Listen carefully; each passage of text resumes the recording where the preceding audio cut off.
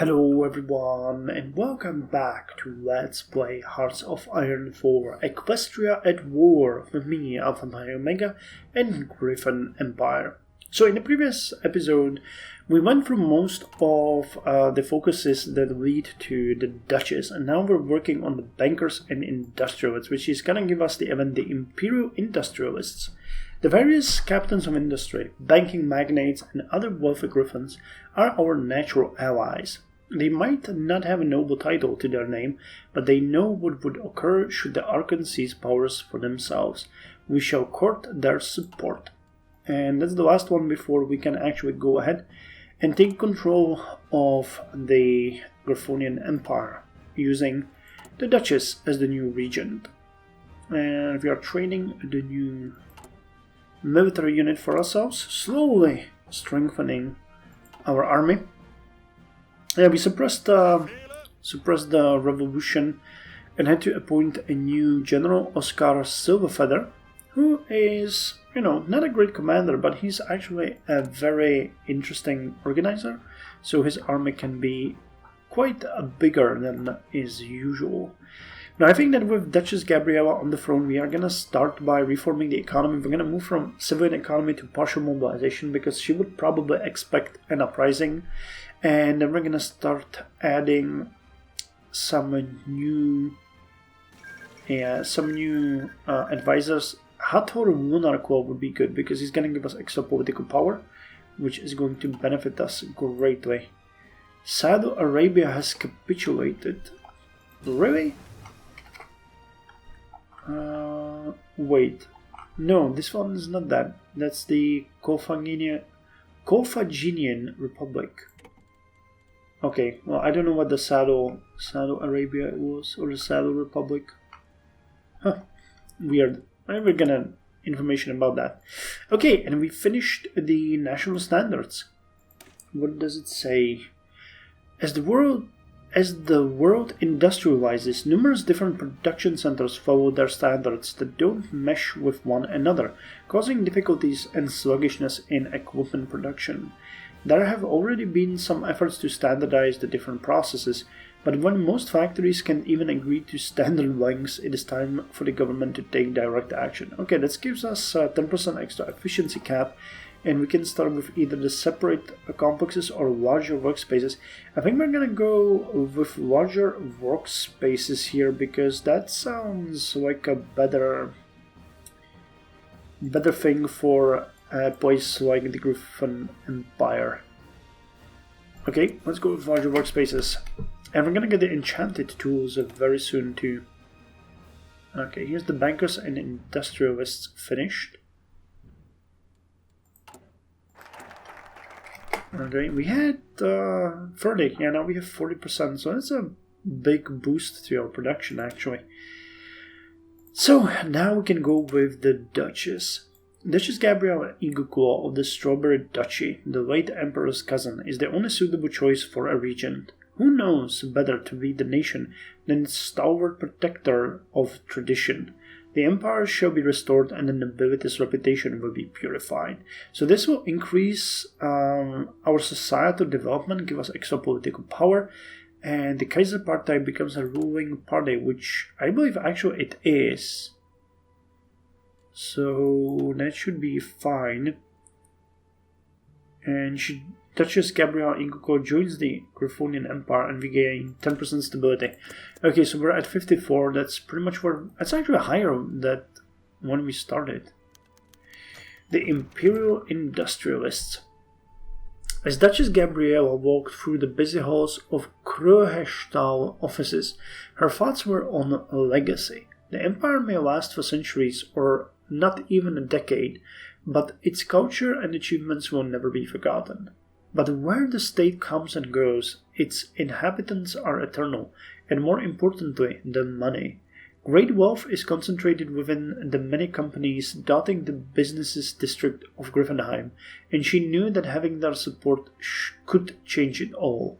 Thus today she would dedicate her mourning to one known as Saron Greytalon, the most notable captain of industry in the city. He accepted her invitation for a meeting without hesitation, and before she knew it, she was sitting across the business's magnate in his opulent office. "My dear Gabriella, what brings you to my humble workplace?" Saron started with no hint of irony, chomping on his favorite golden griffon cigar. It's such a display, exclusive from Skyfall. "I'll need that favor you promised me, Saron. I'll need your support and your colleagues' assistance against the Archons. You know we can't let them take over the state." Great Allen leaned forward, exhaling a whiff of smoke. The Duchess didn't seem to be hazed by it. "Your favors don't come cheap, Gabriella. What's in it for me and for the Krahestal? I must work for my bread like every other Griffin, you know." The ever-predictable Saron and his greed. You'd think he had made enough in his lifetime, but some were never content. "Tax breaks, subsidies, exclusive government contracts, and we won't nationalize your factories like the Archons would. They'd probably give it all to the peasants too." Gabriella could practically hear the sound of idols clinking in Saron's head. Her offer would clearly improve his next quarterly report. "Then I believe we have an outstanding deal, my dear. The industrialists of the Empire will stand by your side." Claws were shaken, pleasantries were exchanged, and a proposal for the expansion of a middling businesses was drawn up, primarily for the purpose of putting a good impression on the less fortunate, of course. The Duchess returned to Griffenheim Manor, and another piece of her plan put in motion. It wouldn't be long until she had everything she needed. Oh, this actually gives us extra civilian factory, 25 political power and base stability plus 5%. Saron is a decent Griffin once you get to know him. And it's called Krahestal. Do we have that as a Krahestal? I don't see it. I wonder if we can get them as an industrial Krahestal. Damn, there's a lot of these. I don't see any. Oh yeah, here they are. Krahestal. Industrial research speed plus 15%. Has completed the Krahestal contract. Okay, so we're gonna focus on that and get them as an industrial concern because, roleplay reasons. And we got the enchanted tools. While we may not have proper magic, as some other races might consider it, we do have a magic of our own. By encouraging the use of enchantments for work, we can make labor much easier and faster. Nice. That is decent. So what's the next one? Factory output and dockyard output plus 10%. Sure, that's actually pretty good. Dockyard, enchanted machines. Okay. But once Gabriella takes over, we are gonna start looking at the military a bit more closely, because that is something we want to do. And hey, the factory actually stuck with us. Cool. Any political power? We'll have probably we'll definitely have both for the advisor and for the turning into partial mobilization.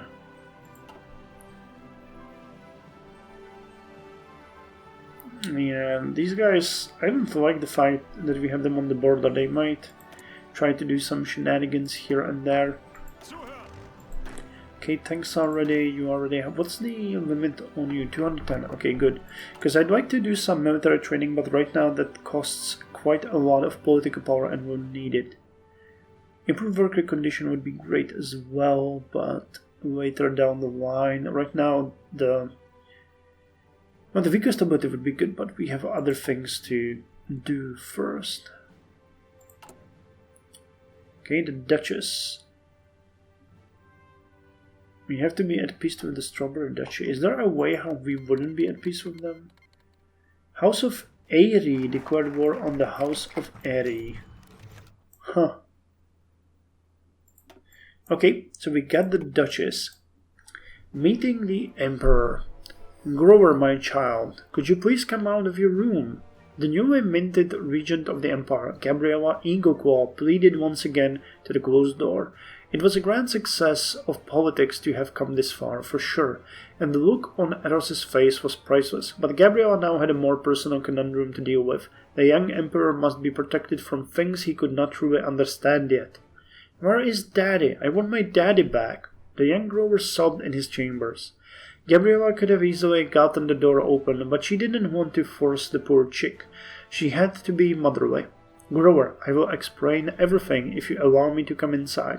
I promise it will be better." She spoke calmly and slowly. The little scheme was a success, and the doorway slowly opened. Gabriella did not have a moment to observe the insides before she was pounced on by her weeping nephew. Quickly she embraced Grower and placed a claw on his head, comforting as best as she knew. "No, Auntie Gabi, why didn't Daddy come back? He was okay some time ago." No Griff relished the experience of death, Gabriella thought inwardly. "My dear nephew, your father was strong and wise, but he is in a better place now, which means you are the emperor now, and I will be your regent." "Reject? What is that?" "It means I will be handling your more difficult duties until you grow up and become a proper adult. Your father would have wanted this. He was a very dear friend to me too." "Okay, but I still miss Daddy." "We all do, but we cannot spend all day crying. There is much work left to be done. Would you like to come with me to the throne room?" The Wither Emperor's eyes brightened at the mention of the throne room. Gabriella knew he was very fond of the rich decorations. "All right, I think I'm ready to go now." "Very good, my child. Make yourself presentable and we'll get going." "You're in safe claws now, little grower." Okay, so we have Duchess Gabrielle Eagleclaw as the ruler of our empire now. Daily political power gain is increased by 0.1, stability by 5%, and ideology drift defense increased by 5%. Okay, and it has a different description here. First cousin to the Emperor, Duchess Gabrielle Eagleclaw is one of the most powerful nobles in the Heartlands, and a grower the fifth's personal friend. Her charisma, we read that. All she does in honor of her friend, the late Emperor, and holds in contempt the Archons, believing that they'll ruin the country with their dangerous or radical ideas. Until the Emperor's son is old enough to ascend to the throne, Gabriella balances her many responsibilities and leads the Empire to a new dawn. Awesome. So, did this unlock? Yes, it unlocked everything for us. So where are we gonna go now? Okay, we can go with the Marine or the Reichsarmy or this. So we can either go with the industrial focus or with the politics here. Okay, deal with the bureaucrats. Remove bloated bureaucracy. This is actually really important. Political power gain will be increased by 0.75 per day. Stability increase, construction speed, and research speed increase. Yeah, that needs to be done. That needs to be done. And there's actually quite a lot of interesting things here. Yeah, once we can deal with the bureaucrats, we can go with the development grants. And here's the bolstering the industrialists. Okay, so while this one is the industrial methods, it looks like... Yeah, this one gives us a lot of factories, but it looks like it's worth continuing with the Duchess's tree here. Okay, let's start with dealing with the bureaucrats. That will be quite important. Yeah, look at that, we're getting so little political power. And I think we can go with the partial mobilization here, which is going to change our... Yeah, that give us immediate free factories, and we are going to appoint one of the advisors. The Imperial Banquet. The Imperial Banquet is an ancient Griffonian tradition that dates back to the glory days of the Empire. Every 10 years, nobles from all corners of the Empire would assemble at the capital of Griffenheim to spend one, sometimes even two, joyful evenings together. This helps strengthen our ties with the many dukes and princes of the Empire, and allowed the Emperor to improve relations with them. The next banquet is scheduled in just a few weeks, but our court is unsure about the exact procedures. Considering our weakened hold over the continent, it is unsure whether we should invite only those nobles still loyal to the Empire, or whether we should extend the call to all who once were under our banner as a sign of goodwill. We don't dine with traitors or a grand feast for all. Oh,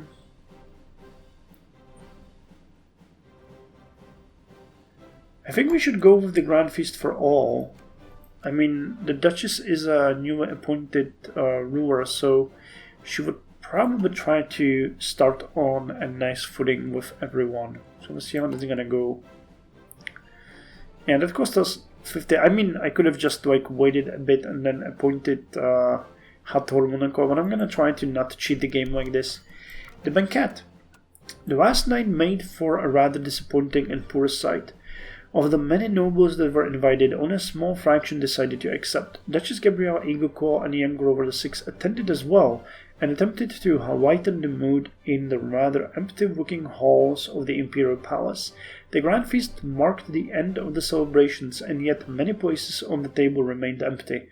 The regent thanked every griff that showed up. I like how they put every griff that showed up, and cursed all those that remained home under their breath. Okay, so Vedina and Francistia. Oh, okay, so we're improving the opinion of about 11 by 30. And, well, okay. That wasn't such a waste. It's actually pretty good. 11. Well, that's way more, but 11 is still better than nothing.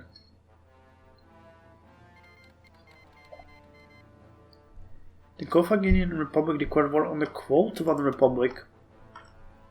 Damn, you guys are falling apart.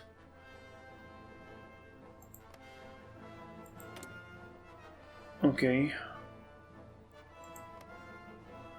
Liberation Army. Metrigena declared war on the Kingdom of Zarhai. Constitutional Army, Carthaginian Republic. Man, that's... This area is a mess. This area is a mess. And we have exactly 30,000 troops in reserve. Interesting. Hey, actually we're doing good on equipment now. Amazing. And we even have some of those trucks that I heard so much about. Awesome. So I guess we might just keep recruiting Imperial Guard divisions for now. Though, don't we want more Imperial Knights instead? They require more infantry equipment, but they might be still pretty useful, and we should eventually give them the support artillery. And we would even have enough. We don't have enough experience though. But yeah, let's recruit 2 of these next to strengthen the Royal Army. Because, I mean, those are our elite units, so we should be able to get more of them. Knights of the Order of the Burning Rose and White Lion. So what are we gonna call you? Wait, what was the name of you? Yeah, okay, you're getting the name. And we're gonna call you the Knights of the Order of...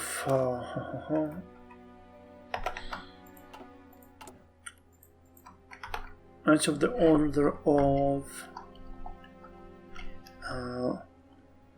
New Dawn. Okay, can be the next one. The Archon's Defiance. After securing a victory for the nobility in the Regency Council and alienating both the eastern vassals and the free Archons, things were finally somewhat stabilizing in the Imperial capital, until today that is. During a regular meeting of the council, Archons Eros and Proteus promptly denounced Duchess Gabriella and her allies as heathens and traitors, and later left the capital. They were shortly afterwards joined by the Senator of Romal, Rector Magnificus of Yeldon, and the Baron of Angriver. Several hours after these events, they all formally declared their secession from the Empire. Oh, here we go. Soon the news arrived from Old Wimberg as well, about the local peasant council refusing to recognize a noble as the regent and formally declaring independence. Meanwhile, Catherine remains ominously silent, and no one knows what is taking place in those dark marshes. So, this one, no. Yeah, this one, and Ramal. So, Griffonian Empire removes puppet from Free City of Ramal. They weave the Reichspakt, EaW Rectorate weaves, Barony of Angriver, Catherine Principality. Damn. Okay, 4 have been lost. Damn, so we lost like half of our puppets. That's painful, but this is exactly what I was expecting would happen. Well, we'll have to reclaim them soon. Actually, no, that's 5. 1, 2, 3, 4, and then the Ramal is a free city. So this one is also separate. How's this duchy going? The Osnabrück line. Yeah, the passing grower. 2 nations.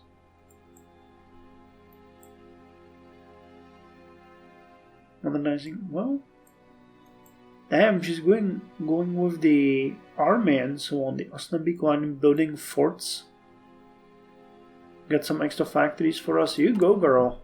I mean, we're gonna get those eventually, I hope, once we unify.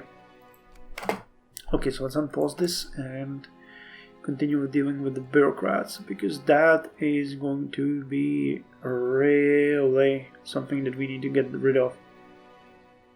I mean, the bolted bureaucracy, just look at that. Research speed low by 30%, construction speed by 10, stability by 15. So this is definitely going to be a game changer, and the daily political gain is going to increase as well. Like dramatically, we're going to get triple of what we're getting right now. The Kingdom of Albania declared war on Timbuktu. Where is that? Kingdom of Albania. Oh, here's Timbuktu. Is that as yeah? Those are zebras there, and zebras here.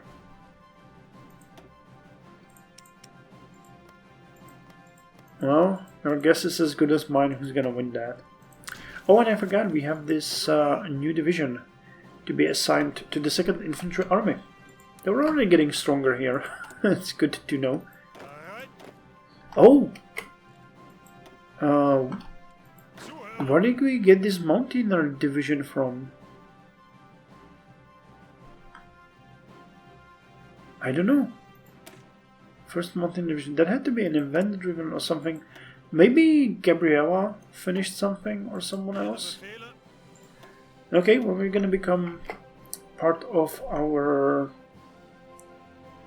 army. Let's send you in here. Let everyone drill. And it's actually pretty good. So we need someone who's gonna be good leader of equipment capture, reach, shield, reckless diamond dog, hill fighter. Okay, Benito, a diamond dog, is gonna lead them.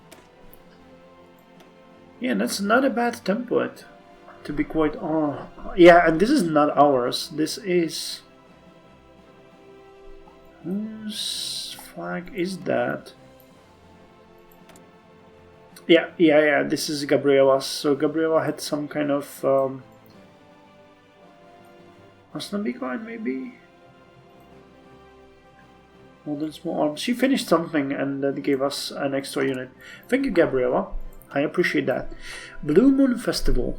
Today, Griffins around the world gather to celebrate the annual Blue Moon Festival. Originating in Griffonstone, this traditional winter holiday is said to be the only time of the year when Griffins are nice to each other.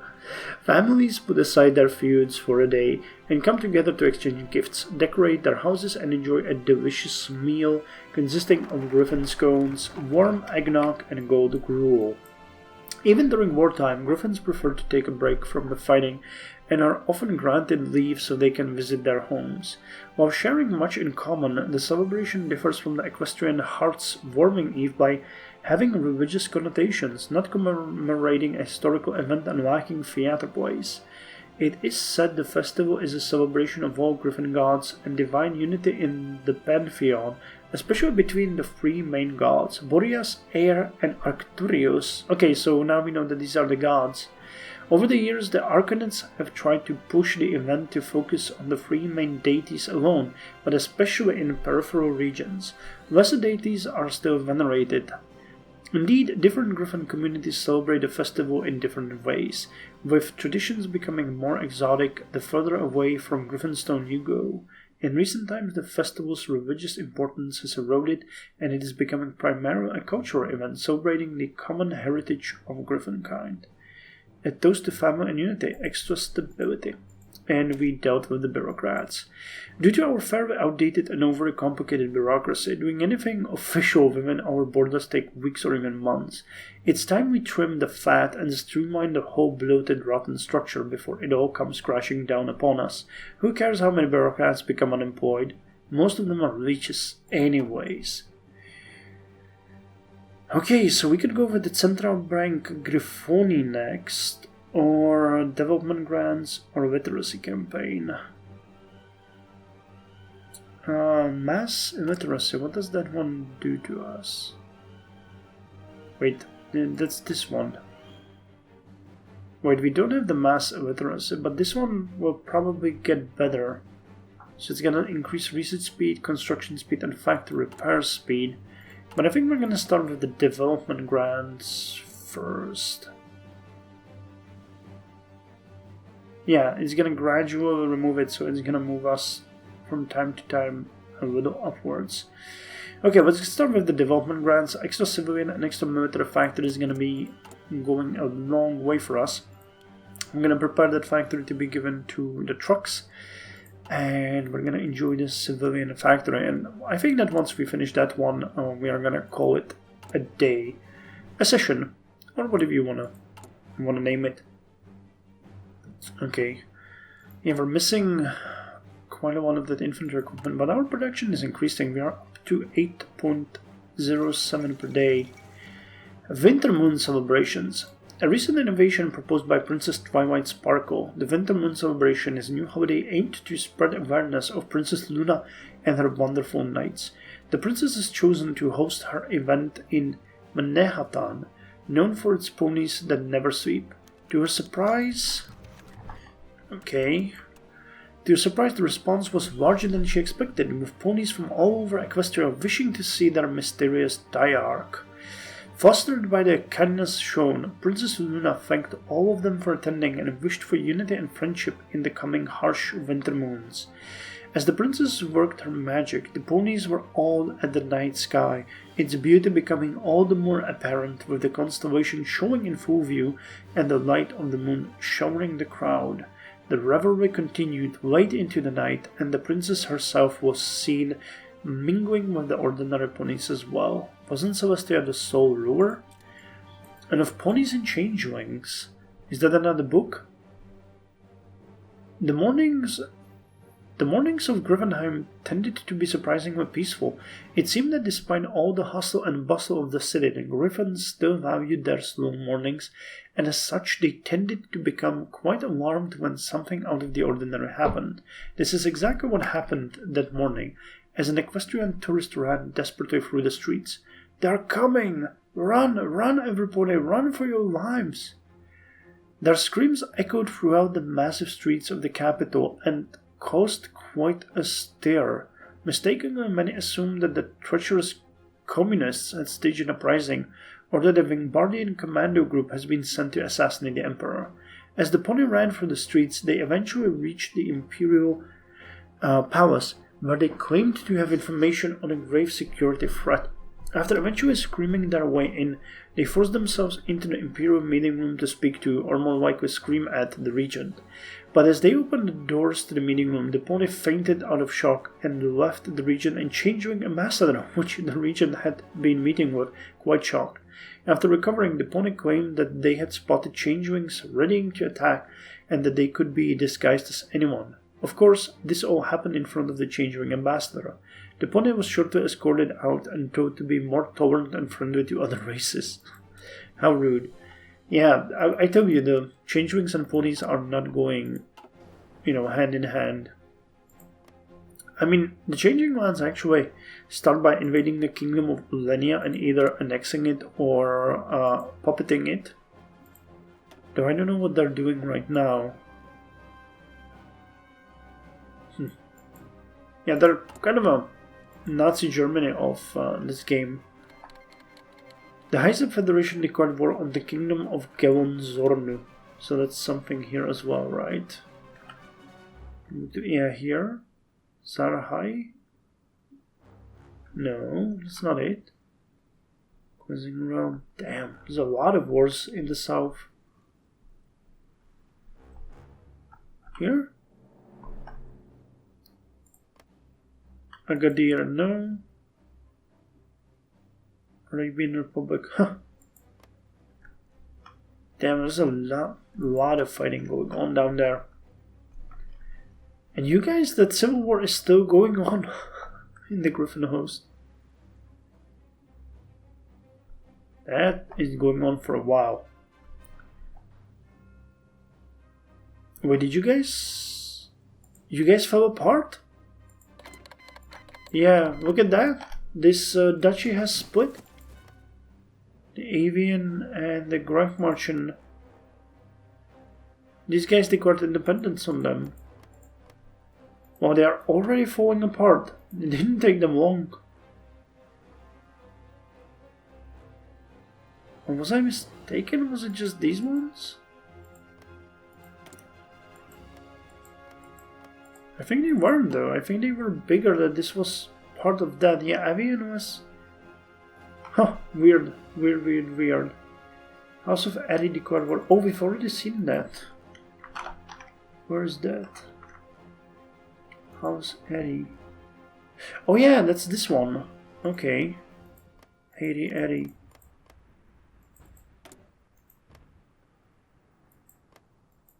Okay, it's probably a brother. Eddie. Unknown focus. Okay, these guys actually don't have a national tree. Interesting. And yet they are at war. Probably an event driven. Interesting. No more coins from Skyfall. Today, unlike previous years, the Imperial Foreign Affairs Ministry didn't receive any letter from Skyfall, at least none containing any coins. It seems that after the demise of Chancellor Quichard, the new leader of Skyfall had little interest in pursuing his peculiar form of humor. The joke shall not be missed. Did he die? Yeah, they got a new one. Genevieve Gilded Wing. Interesting. Okay, and we finished the factory. Okay, I think we might want to build a military one. For now, yep, we got 9 factories working on that now. We're gonna have 10, maybe, and extra military factory to boot. Which is gonna be good. And the efficiency is still increasing, 8.5 weapons per day. That is pretty decent. So the knights are fully equipped now. And we can actually do this. So let's call you the Knights of the Order of the Sacred Statue. They're gonna be the defenders of the Mausoleum. The Second Aquilian Revolution. Oh. Okay, so let's look at that one as the last thing that's gonna happen in this episode. Oh wow, you guys. Wait, Aquilia is down here. Okay, I thought that it was the Griffonian Republic, but no, here. They actually fractured.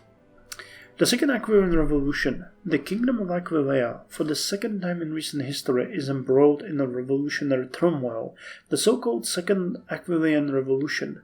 Republican and communist supporters have managed to quickly overwhelm, apprehend, or eliminate loyalist forces in several regions, throwing the country into chaos. The Republic is fiercely opposed by the monarchist supporters, who have sworn to destroy the revolutionary spirit, once and for all. The Republic braces itself for the coming storm, ready to defend their ideals and values to the death. Well, I don't mourn for that because, well, we are hurting as well. Our biggest opponents here was Aquileia, the Kingdom of Wingbardi, the River Coalition, and the Griffonian Republic. So if one of them falls into disrepair, well, so be it. Okay, so the development grants were finished. With the outright Byzantine imperial bureaucracy dealt with, we can now start giving away development grants to prominent citizens in the hopes of stimulating the economy, which is great. And what are we gonna go with now? Restore the central bank Griffonia. That lowers the consumer goods factories by 5%, though. I don't think we have that much. Partial mobilization. Arcanet of Boreas 20. So that would give us extra civilian factory. This would give us stability, political power gain, monthly population and production efficiency cap increased, or power gain, ideology-driven defense. I think we need this one. That's much better. That's actually 4 factories. But this increases the consumer goods factories by 5. So this is basically offset by this one.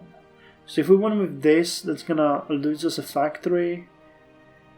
Then we can base stability here, and then we get 4 extra. So we'll start by the heirs new chosen. Then we're gonna go with the Industrirat, and then both the Industrirat, and then the Central Bank Griffonia. That way we're basically just getting 4 extra factories, extra construction speed, extra efficiency growth and factory output, extra stability, and we can add... Well, actually, do we get this guy, or is he just like available then? Well, I don't know, we're gonna check it. Heirs new chosen. Even from the earliest days of its founding, it was obvious that the Archon of Air was the weakest link in the Council of Three, and now with our hold over the Imperial Regency ensured, we can install our own candidate from the Archon of Air.